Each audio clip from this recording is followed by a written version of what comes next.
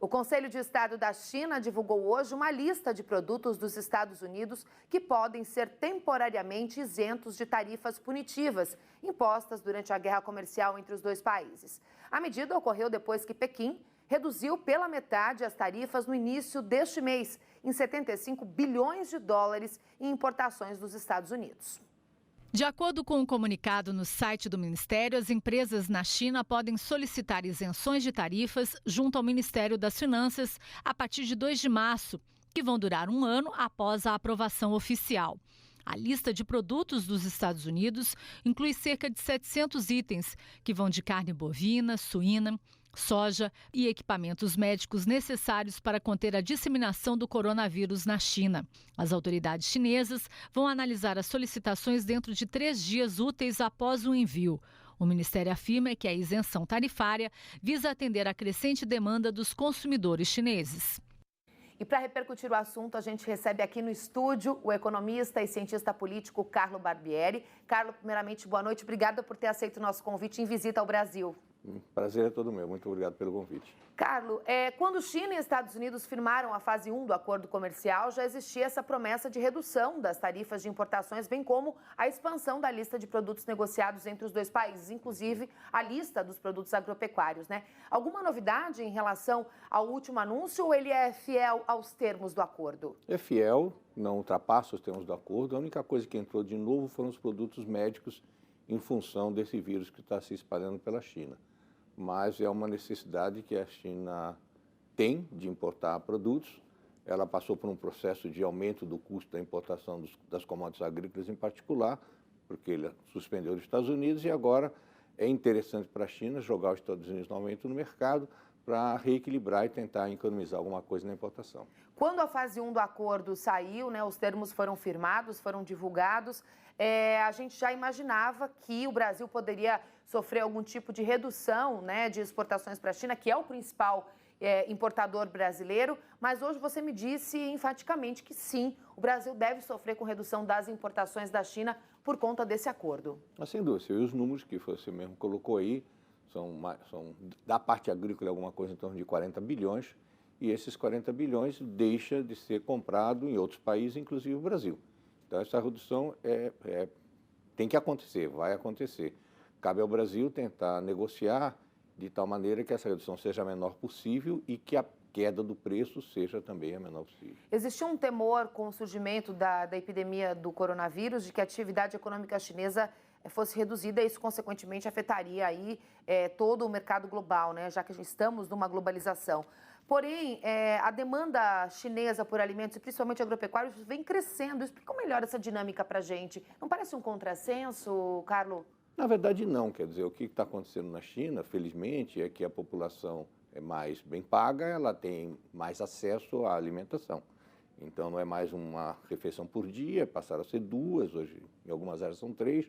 Isso aumenta a demanda, quer dizer, mais recursos, a pessoa aplica mais na primeira necessidade dele, que é a da alimentação. Então, não há perspectiva desta crise que existe, evidentemente, venha afetar de maneira pelo menos significativa, a importação de alimentos. Já que você estava falando da importação de alimentos e a gente ainda falando em novo coronavírus, acontece no próximo fim de semana uma reunião na Arábia Saudita, uma reunião do G20, que é o grupo de principais economias do mundo, mais União Europeia, e deve sair um anúncio em relação ao crescimento econômico em 2020 e 2021 de todo o planeta. O G20 deve anunciar uma desaceleração da economia mundial e a atribuição do G20 é justamente a epidemia do novo coronavírus. Você me falou que isso pode ser revisto ao longo dos meses, né? Não é um número fechado, uma perspectiva completamente, né? Veja, nós economistas, gostamos muito de jogar números, a gente vive disso, né?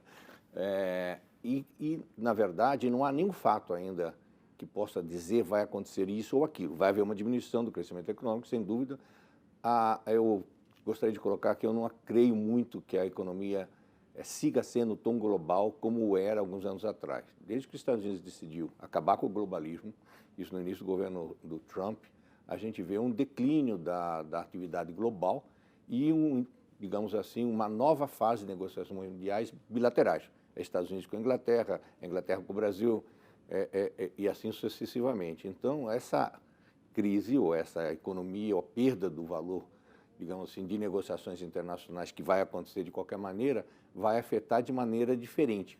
No número geral vai diminuir, mas em particular pode ser que países como o Brasil, particularmente os Estados Unidos, vai ser o país que menos vai sofrer com essa crise. Você é especialista em mercado internacional, mas claro, você sabendo muito de mercado internacional pode claramente e com muita propriedade falar do mercado brasileiro, né? A gente tem aí acompanhado disparadas sucessivas do dólar aqui dentro do mercado interno e tem economista já falando em dólar a R$5, dependendo do cenário aí.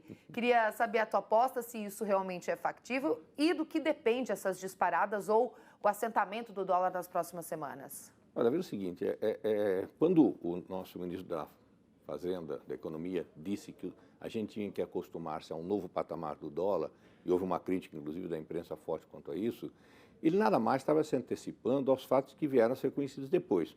O Brasil passou a perder na balança comercial pela primeira vez em décadas, no mês de janeiro, que era previsível, e economia e exportação são curvas de tendência, certo? O que acontece com a economia brasileira? Como ela não tem acesso aos recursos internacionais, porque ele perdeu a credibilidade nesses últimos 10 anos, 12 anos, ele tem que buscar recursos lá fora. Os recursos disponíveis para entrar na Bolsa não é o que interessa ao Brasil, interessa um processo produtivo. Com a briga entre os Estados Unidos e a China, o que acontece? O Brasil quer atrair capitais para bens de produção. Sim. Quer atrair indústrias que venham aqui se estabelecer para exportar. E é fundamental que o Brasil tenha um dólar favorável a que as empresas, quando se estabeleçam aqui, venham ter uma lucratividade no mercado internacional. Então, tem toda uma lógica. Tem uma lógica e inúmeras variáveis, né, que a gente vai acompanhando aqui. Na próxima visita do Carlos, ele vai falar mais, sem dúvida, na próxima visita ao Brasil, ele que vive nos Estados Unidos. Queria agradecer a sua visita aqui no Brasil e no Rural Notícias e desejar que você volte sempre. Muito obrigado. Obrigada. Obrigado por estar aqui conosco. Com licença, eu peço licença para o Carlos, porque a gente vai conversar sobre esse assunto que é muito relevante, muito importante para a agropecuária brasileira, com o nosso comentarista de Brasília, que entende tudo também de comércio internacional, trabalhou bastante tempo no Ministério da Agricultura. Benedito Rosa já aparece aí na nossa tela. Benedito, boa noite para você. Eu conversava com o Carlo Barbieri, que é um experiente economista. Ele me falava que existem algumas variáveis em relação à alta do dólar, mas eu queria saber, primeiramente, antes da gente falar de exportações, qual é o impacto de um dólar ainda mais alto na produção agropecuária brasileira? Boa noite. Boa noite, Sueli. Boa noite aos amigos que nos acompanham no Rural Notícias. O dólar alto significa mais reais no bolso de quem exportou. Porém, a economia brasileira já está padecendo com custos altos. É uma economia que importa muito bens intermediários, importa tecnologia e, portanto, um dólar alto significa pressão de custos também. No caso da agricultura, nós sofremos esse ano com o aumento dos nitrogenados, dos fertilizantes, dos defensivos e do royalty e tudo mais. Portanto, Suelen, melhora sim a receita de quem exporta e piora para quem produz, aumentando os custos de produção. Benedito, agora eu queria que você falasse um pouquinho sobre as exportações. O Carlo Barbieri acabou de fazer uma afirmação aqui. Ele disse que sim, o Brasil vai sofrer com essa aproximação entre as duas grandes potências, China e Estados Unidos, principalmente porque Estados Unidos colocaram aí algumas exigências para a China, inclusive na compra de produtos agropecuários. Consequentemente, vai haver essa transferência de importação do Brasil para os Estados Unidos. Eu queria que você desse a sua opinião. Quais produtos devem sofrer mais com essa transferência? Sueli e amigos do canal Rural, a China ela é um mega importador de alimentos. Ela importa 1.400.000 toneladas de carne bovina por ano.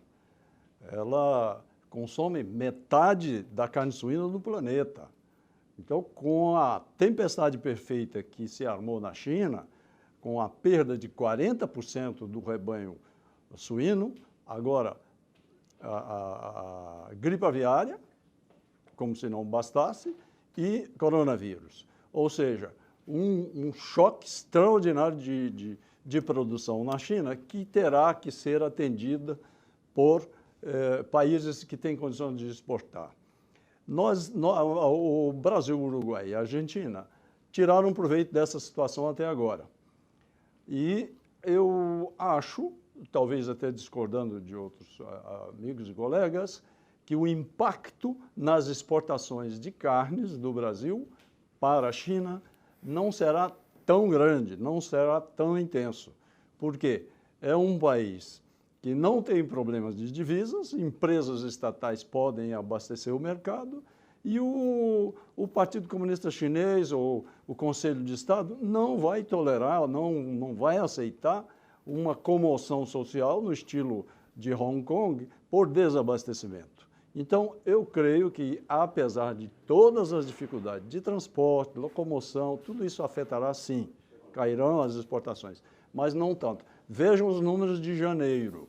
As exportações de carne bovina aumentaram 45%, de aves 15% e de suíno 41%.